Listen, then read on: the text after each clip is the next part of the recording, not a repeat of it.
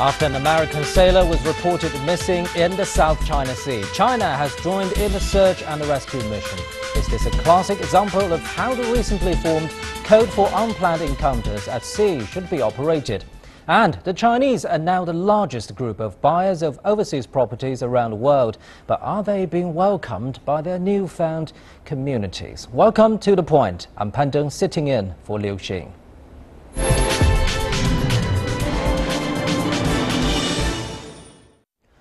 On August 1st, which is also China's Army Day, a sailor from the guided missile destroyer USS Statham was reported missing while the destroyer was conducting routine operational maneuvers in the South China Sea. The following day, a Japanese destroyer Sazanami and a helicopter carrier Izumo assisted in search and rescue efforts.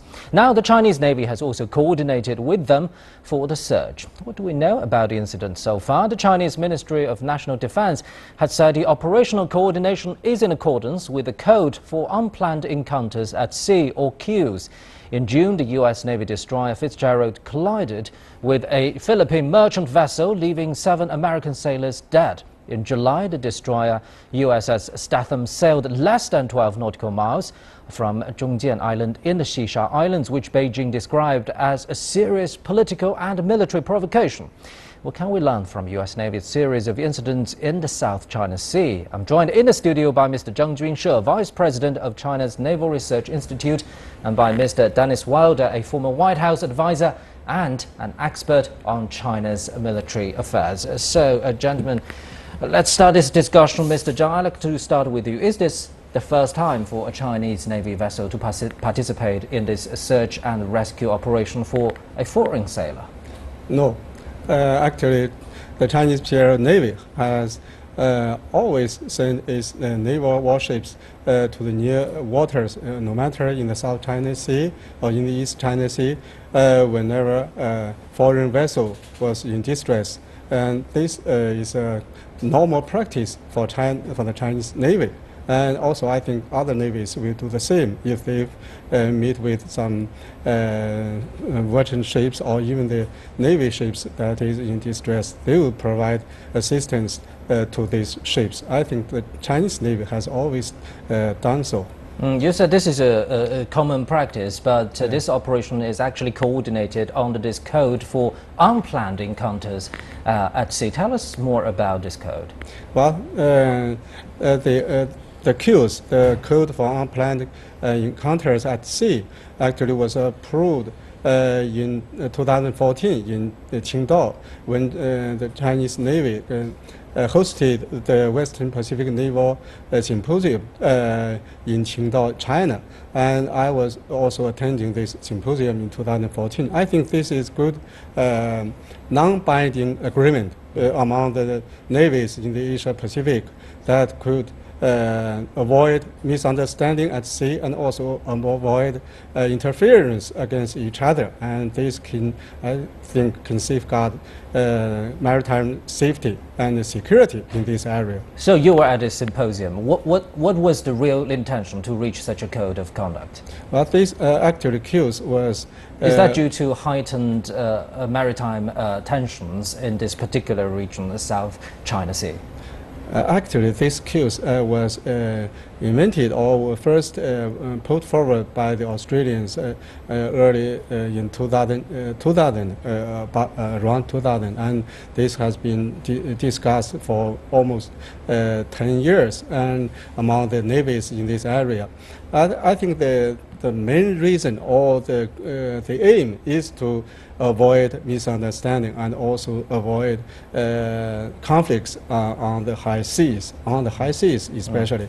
I don't think this will apply to the territorial seas of other countries, because we should respect the territorial seas, the sovereignty of the coastal states. I think this is the difference between China and some countries in this region. Yeah, Mr. Wilder, this looks like a curious case for many Chinese media and observers, because first, let's talk about the location and timing. It happened on August 1st, China's Army Day, and the location is of high sensitivity in the South China Sea near Huangyan Island. What do you make of the timing and location?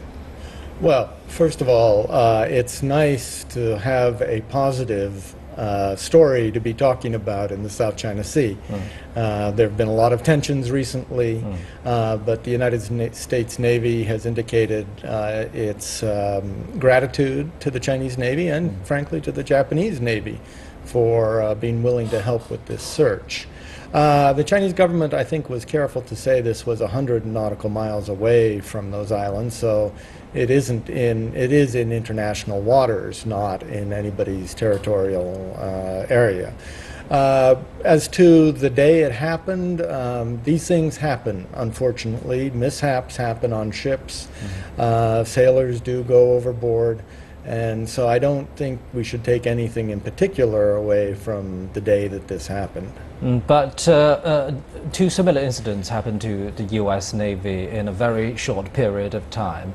Last time a man overboard, and he was eventually found on board in a particular compartment of the vessel, and also USS Fitzgerald collided with a Philippine vessel due to negligence of duty. Do you think there's a kind of a management problem here in the U.S. Navy, in this particular area at least? I doubt it. I think that it's just a coincidence. It's a coincidence. I think also you have to understand that there are quite a number of American naval vessels operating in the Pacific. For example, the collision occurred close to Japan, not in the South China Sea.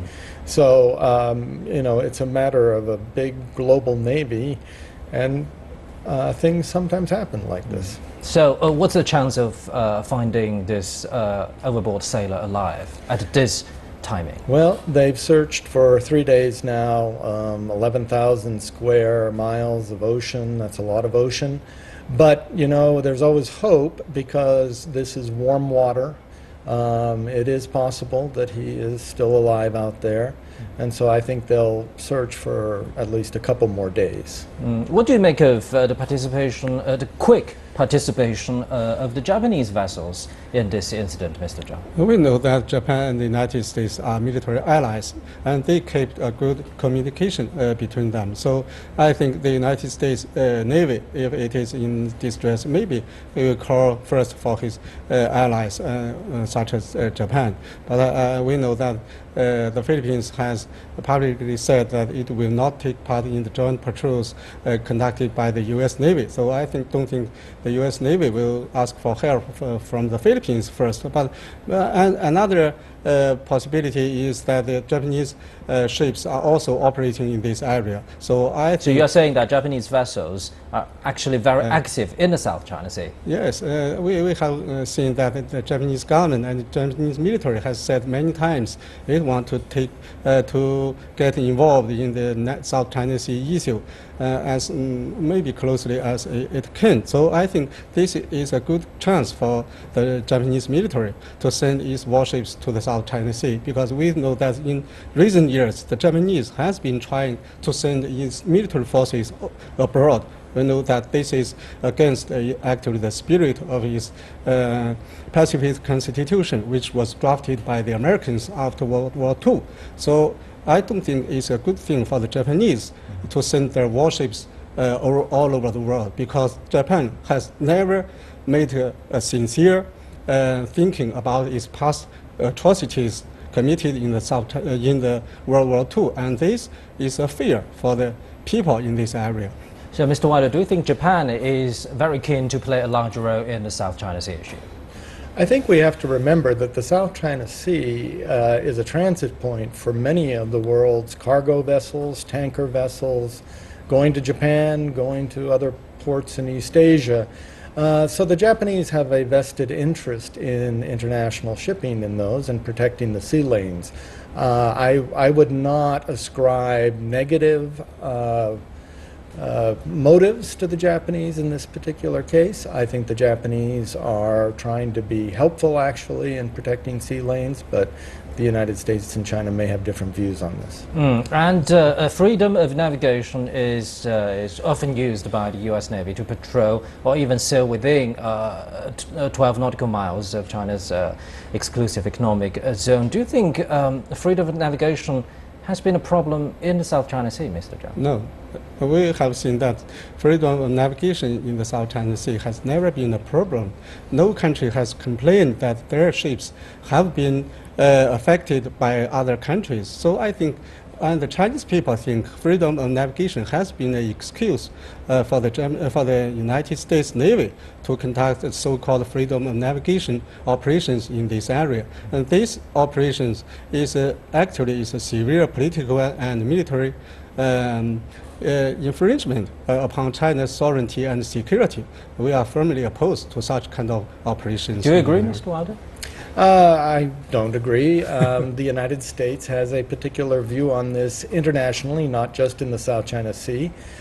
We have a long tradition of protecting international waterways, of freedom of navigation.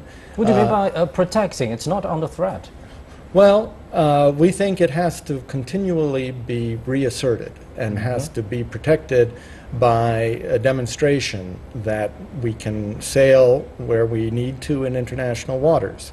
So decision-making wise, who makes this decision of a particular U.S. Navy vessel sailing to a particular spot in the world? Well, the Navy produces a list each year of freedom of navigation operations they want to do.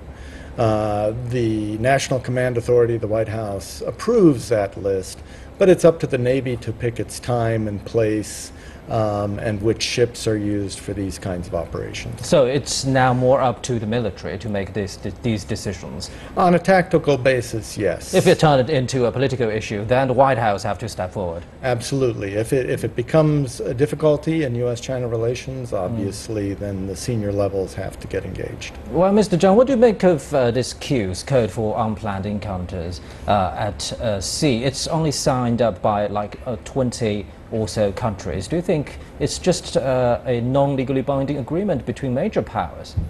Not only major powers, actually it includes all the navies, actually including the navies in the Southeast Asian countries.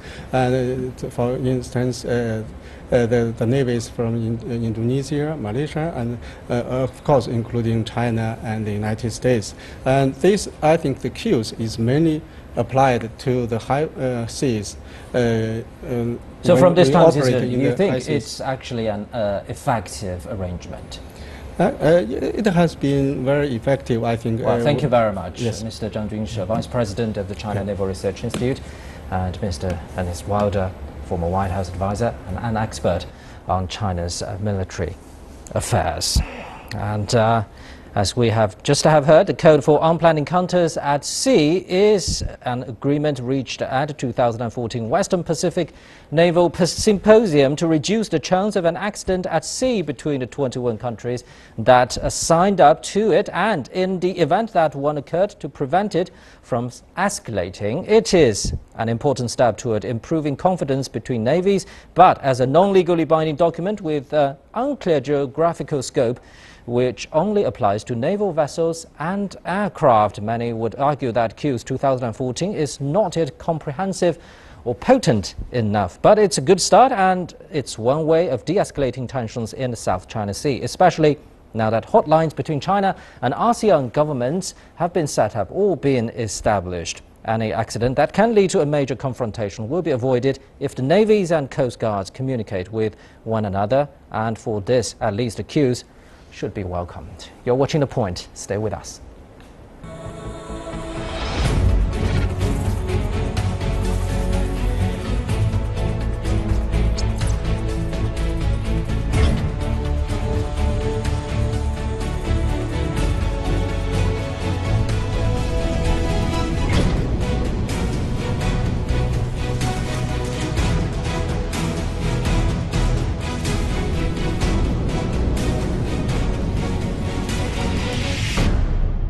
You're watching The Point on CGTN. In 2007, China's commercial property outflow was less than $1 billion, but now, just a decade later, it exceeds $20 billion annually.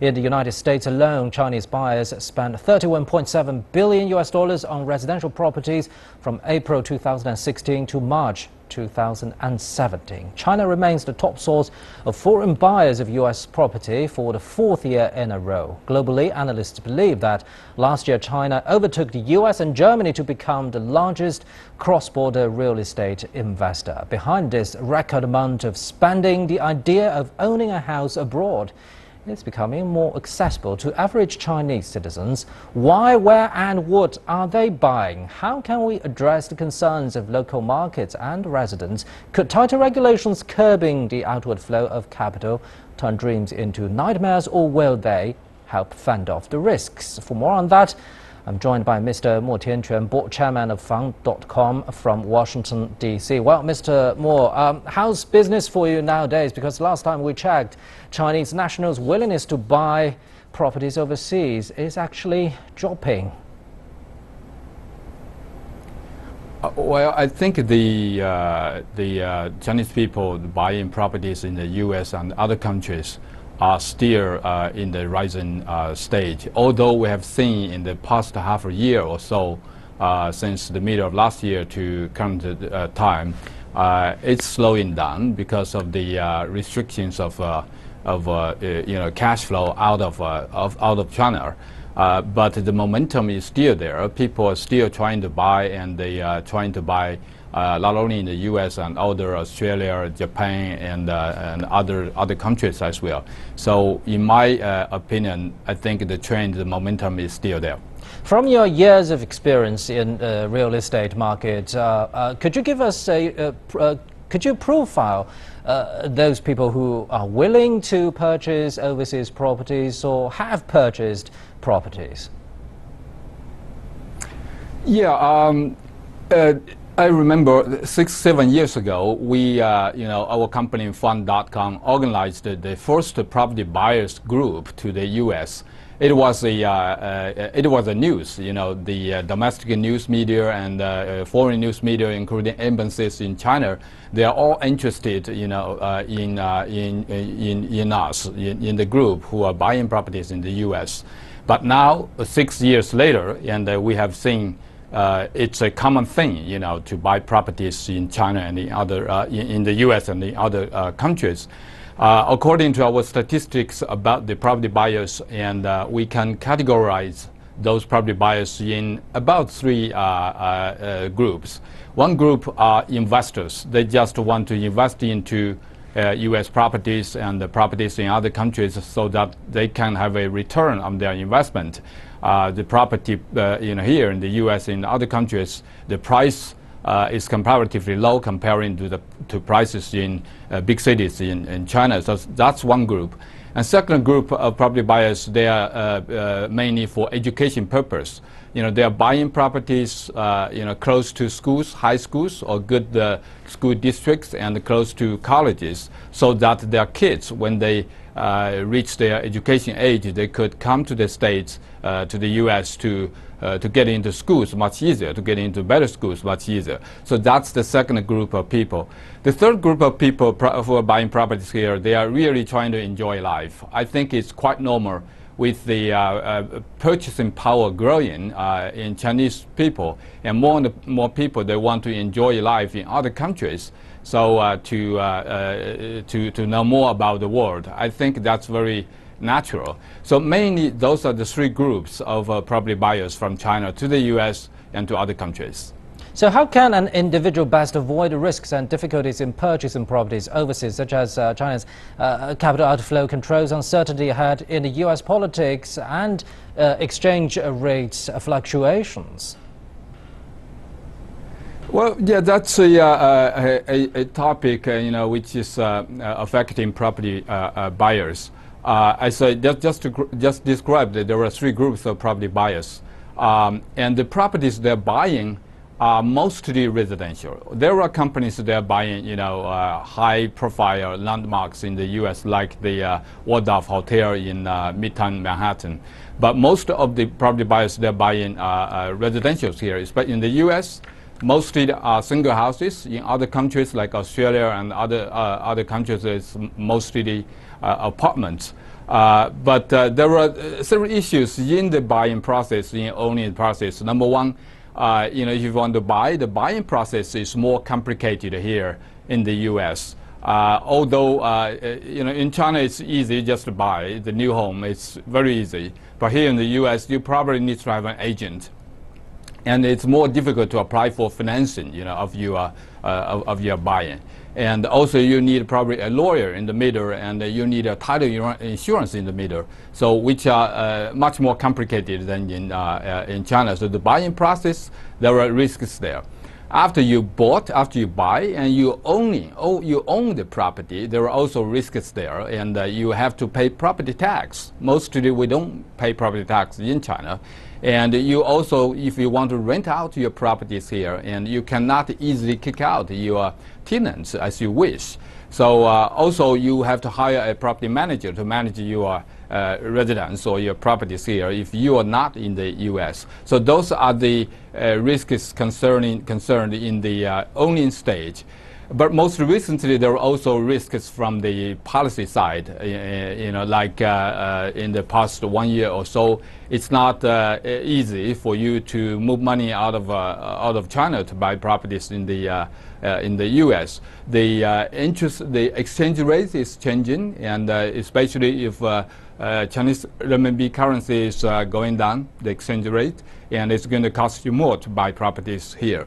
Also, on the other hand, there are politics issues, risks there. 7 years ago, Chinese are welcome to buy properties almost anywhere in the world, especially in the U.S. And now, when people buy, there are more risks. It's more expensive for them to buy. Like in Canada, they have actual tax for foreign buyers, and in the U.S.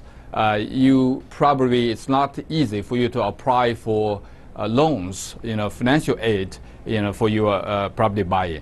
Local governments, they are afraid, Chinese property buyers may push up the price of the property, so local people might not be able to buy. And I've also watching news, and I know that some Japanese, business guys and retired politicians, reporters, newses, they're organizing people, to watch or to investigate, the properties bought by Chinese. Well, Mr. Moore, So besides all those the technicalities and risks you just mentioned, will you straightforwardly tell your potential customers that it is still a good investment to purchase overseas properties? I think so. I think, with the purchasing power growing from our Chinese customers, I think it's very natural, and it's also a good thing, to go outside, to go to other countries, especially in the U.S., to buy properties here. But there's a subcontext here. When you buy property, you are actually expecting the value can be capped, or at least to rise a little bit. That makes your asset portfolio more worthwhile. But as you just mentioned, some major markets like the United States and Canada are getting more protective of their own market interests. You're right. And other than that, and currently, U.S. property market has been at the high price. Price has increased a lot in the past 5-6 years. So if you want to buy selectively. Just 6 years ago, you can buy just with your eyes closed. But now you need to watch out to buy the right property, which has a good location, which the price is not that high. So to be selective now in buying in the U.S., that's the kind of situation. So do you do a follow-up service for your customers? Do they blend in well in a local community overseas?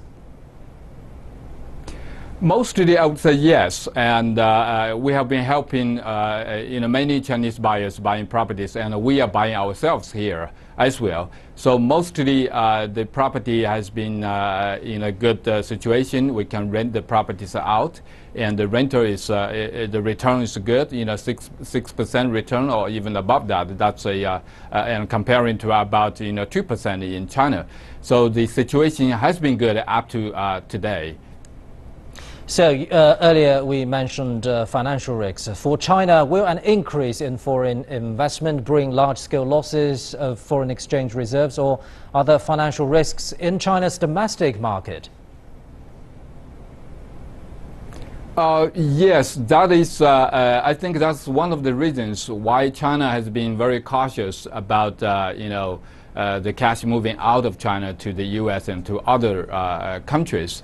I would say with the restrictions of buying properties domestically in China, and people, they have money and they need a place to put their money. They would like to see the return of their money. So if they could not buy in China domestically, they would buy in other countries, especially in the U.S. Comparatively, the price here is much lower than the prices in major cities in China. If you have a property, have a residence in Beijing, Shanghai, or Shenzhen, you actually can buy any properties. Here in the world's most famous cities. So you like think Manhattan, it's the right London, thing for the Chinese government to do to control capital outflows? I think that's an macro level problem or macro level policies. I think for the security of China's financial market, I think it's appropriate for the government to have some control on the cash flow out of China to other countries to make sure the reserve, a foreign reserve is stable, to make sure the general economy is in a stable condition. Thank you very much, Mr. Mo Tianquan, board chairman of Fang.com in Washington, D.C. One market's loss is another market's gain. Countries like the United Kingdom, Australia and New Zealand are starting to see foreign buying tapering, while the US and Canada have been ranked as top immigration and investment destinations by Chinese high net worth individuals, according to a new survey. As China's socio-economic transformation continues, along with the rising fortunes of China's economy, the traditional reasons that people give for wanting to emigrate, including education and pollution, will decline markedly, to the point that primary incentive to immigrate will have been taken away. Certainly, the number of high net worth individuals considering immigrating from China is dropping, and this seems to mirror China's rapid growth in world economies. The history of the world is of migrating populations. There is nothing new in this, but for reducing the reasons China's citizens consider immigrating in the first place, the government should be applauded for its efforts, which of course affects everyone who lives within its borders. That's all from this edition of The Point. As always, you can follow us on Twitter or visit our Facebook page using the handle @ThePoint with our Liu Xing. Download the application called CGTN Live to watch our show on your mobile devices, or go to YouTube and look for CGTN The Point. Thanks for watching and have a good weekend.